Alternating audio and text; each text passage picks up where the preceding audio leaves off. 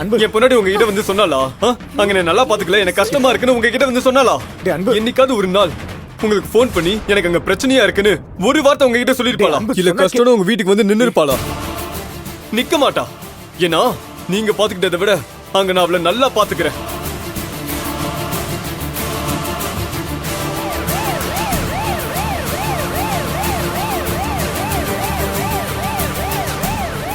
அம்மா தெரியாம தான் கேக்குறேன். எங்க அம்மா அவங்க மருமகளை எப்படி பாத்துட்டாங்கங்கறத பத்தி அவ்வளவு பேசுனீங்கல்ல. மருமகளை பாத்துக்கிறத பத்தி யாரெல்லாம் பேசுறதுன்னு ஒரு அணுகுத வேணா? என்னடா அவங்க கிட்ட கேள்வி கேட்கறதுக்கு உங்களுக்கு என்ன தகுதி இருக்கு? உங்க வீட்டுக்கு வந்த மருமக என் அக்கா. என்னெல்லாம் குடும்பப்படுத்திருப்பீங்க? அப்படிப்பட்ட நீங்களாம் பேசலாமா? அன்பு, சொந்த மருமகளை கொல்ல கூட தயங்காத கொலகாரியா இருந்துகிட்டு நீங்க என்ன கேள்வி கேக்குறீங்களா? என்ன பண்ணுவீங்க? என்ன பண்ணுவீங்க? காதல சொன்ன கல்யாணம் பண்ணிக்கிட்டு சந்தோஷமா வாழணும்னு ஆசையா வந்த என் அக்காவை ஒரு நாள்ல நிம்மதியா வாழ விட்டுருப்பீங்களா? ஏதோ பொண்ணு வாழ்க்கையாச்சுன்னு நீங்க பேசுறதெல்லாம் கேட்டுட்டு இவங்க பொறுமையா இருக்காங்க. அதையே சாக்கா வச்சு நீங்க நல்லவங்க மாதிரியும் யோகியவங்க மாதிரியும் நாங்க ஏதோ குத்தம் பண்ணிட்டா மாதிரி எங்களை பேசிட்டு இருக்கீங்க. பெத்தவகிட்ட இருந்து பிள்ளைய பிரிச்சவங்க நீங்களா பேசலாமா? அவ்வளவு பாவத்தை பண்ணிட்டு நம்ம இவ்வளவு பேசுறோமேன்னு கொஞ்சம் கூட உறுத்தல? ஐயோ அன்பு அன்பு வேணாண்டா, பிரச்சனையை பெருசாக்காத. இருமா, அவங்க என்ன வேணா பேசுவாங்க, நான் வேடிக்கை பார்த்துட்டு இருக்கணுமா? ஆமாங்க, நாங்க ஓடி போய் தான் கல்யாணம் பண்ணிட்டோம், அது தப்புதான். ஆனா தப்பு பண்ண வச்சது யாரு? நீங்க தானே. நாங்க காதலிக்கிறோம் தெரிஞ்சோம் நீங்க வேணும்னு அவளுக்கு வேற ஒரு மாப்பிள்ளைய கல்யாணம் பண்ணி வைக்க பிளான் பண்ணீங்க. அவளுக்கு அதுல விருப்பம் இல்ல, அதனால தானே ஓடி போய் கல்யாணம் பண்ணோம். அதுக்காக எவ்வளவு தடவை மன்னிப்பு கேட்டிருப்போம். இதுக்கு மேல என்னங்க பண்ண முடியும்? நீங்க இவ்வளவு பேசுற அளவுக்குலாம் நாங்க உங்க பொண்ணெல்லாம் கொடுமைப்படுத்தல. போய் கேட்டு பாருங்க அவளை எப்படி பாத்துக்கிறோன்னு.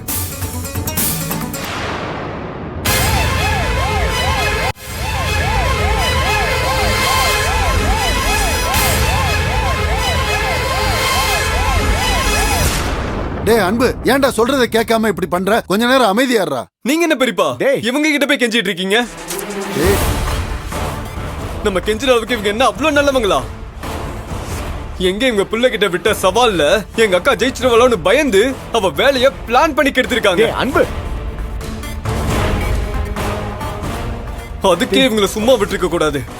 ஏதோ அம்மா என்ன தடுத்துட்டாங்களேன்னு நான் சும்மா விட்டேன். என்னடா பண்ணுவ? என்ன பண்ணுவ? உன்னால என்ன பண்ண முடியாது? போலீஸ்காரனை இலக்காரமா பேசுனீங்கல்ல, என்ன பண்ண முடியும்? நான் இப்ப காட்டட்டா?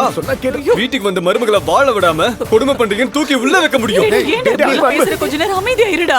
பின் என்னமா, அவங்க என்ன வேணா பேசுவாங்க, நான் கை கட்டி நின்னு வேடிக்கை பார்த்துட்டு இருக்கணுமா? ஒரு போலீஸ்காரனா எனக்குன்னு ஒரு மரியாதை இருக்கு. இஷ்டத்துக்கு தரக்குறைவா பேசுவாங்க, எல்லாத்தையும் கேட்டுட்டு இருக்கணுமா? இதுக்கப்புறம் ஏதாவது நீங்க பேசுனீங்க மனுஷனா இருக்க மாட்டேன் சொல்லிட்டேன். அன்பு, மருமகளை பாத்துக்கிறத பத்தி நீங்க பேசவே கூடாது. பொண்டாட்டிய பாத்துக்கிறத பத்தி உங்க புள்ளையும் பேசக்கூடாது. காதலிச்சு அவரை நம்பி வந்த பொண்ண கடைசி வரைக்கும் பாத்துக்க துப்பில்ல. பொண்டாட்டி எப்படி பாத்துக்கணும்னு உங்க புள்ள கிட்ட முதல்ல சொல்லுங்க, அதுக்கப்புறம் என்கிட்ட வந்து அட்வைஸ் பண்ணலாம். ஐயோ ஏண்டா நீ புரிஞ்சுக்கவே மாட்டியா?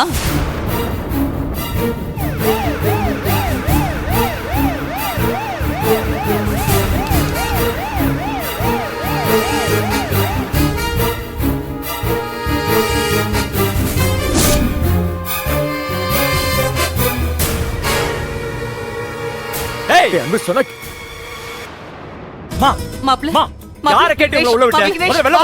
குடும்பத்தோட வந்து எப்படி பிரச்சனை பண்றாங்கன்னு பாரு. என்ன நினைச்சிட்டு இருக்கீங்களா? என்ன கேட்கறதுக்கு ஆள் இல்லன்னா வந்து பிரச்சனை பண்ணிட்டு இருக்கீங்களா? யார கேட்டு நீங்க எல்லாம் முதல்ல என் வீட்டுக்குள்ள வந்தீங்க? அதான் உங்களுக்கும் எனக்கும் எதுவும் இல்லைன்னு ஆயிடுச்சுல. திரும்ப திரும்ப வந்து பிரச்சனை பண்ணிட்டே இருக்கீங்க. போக முடியல. என்ன மாப்ள நீங்க கோவப்படாதீங்க. நீங்க நினைக்கிற மாதிரி எதுவுமே இல்ல. நாங்க பிரச்சனை எல்லாம் பண்ண வரல. ஆனந்திக்கு கல்யாணம் ஏற்பாடு பண்ணிருக்கோம். அதுக்காக உங்களுக்கு பத்திரிகை வைக்கலான்னு வந்தமே தவிர மத்தபடி பிரச்சனை பண்ண நாங்க இங்க வரல. போய் சொல்றாங்க விக்னேஷ். இவங்க எல்லாரும் இவ்வளவு நேரமா சேர்ந்து எப்படி எல்லாம் பேசி என்ன அசிங்கப்படுத்துறாங்க தெரியுமா? இவ என்னடானா என்ன அரெஸ்ட் பண்ணி உள்ள வைக்கிறேன்னு சொல்லி மிரட்டுறா.